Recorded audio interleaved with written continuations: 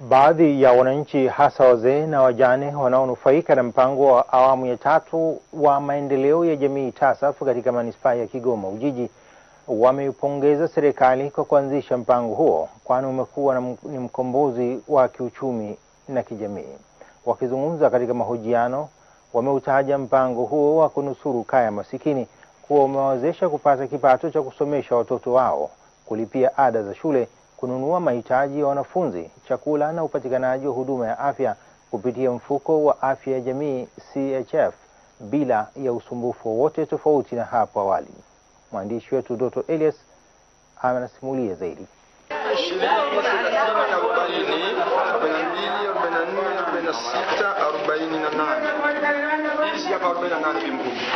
Licha ya baadhi ya wanufaika kuanzisha miradi mbalimbali ya uzalishaji mali ikiwamo miradi ya ufumaji mashuka, baadhi ya wanufaika wa mpango wa kunusuru kaya maskini wanakiri kuwa umekuwa ni mkombozi kwao kiuchumi na kijamii. Sina mke, zinasaidia kununua sabuni, mafuta ya taa, bwana. Zinasaidia kwenda sokoni kununua tatu dagaa.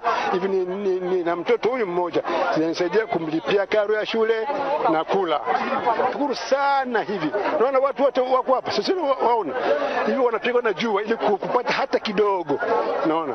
Basi hiyo ni shukrani kwa Mwenyezi Mungu mpaka nisi kwetu. Nisaidia na nunua vidonge. Vidonge wenyewe naongezea. Hapa napata 20,000.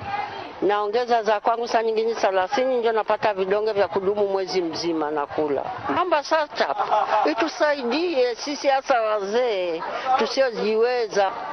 Tena ombi lingine nasema inipeleke hata nje nikatibiwe. Naona madaftari, kalamu na uniform.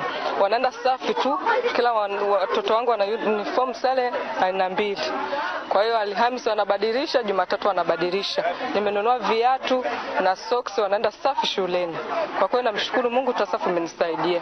Kazi za kuwapa wasaidizi wanaonisaidia kulima, kwa hivyo sasa nimeshakuwa mzee. Nalima mahindi, michikichi, migomba, miwa. Hivyo ni vitu vinaonisaidia maisha ya hivi sasa ninayo.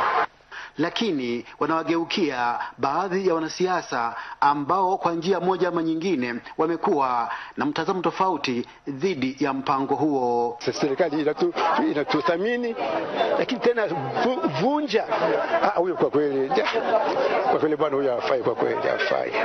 Kwa upande wake mshauri wa TASAF katika wilaya ya Kigoma, David Mzirai, kwa nyakati tofauti amekuwa akitoa ufafanuzi kwa wananchi kuhusu utekelezaji wa awamu ya 3 ya TASAF.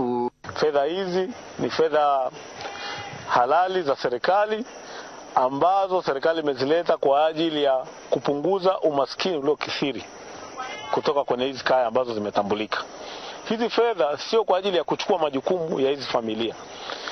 Fedha hizi ni kwa ajili ya kusaidia pale mahali familia inaposhindwa, ndio inasaidia kama kusupport. Kutoka Kigoma, mimi ni Dr. Elias wa TBC.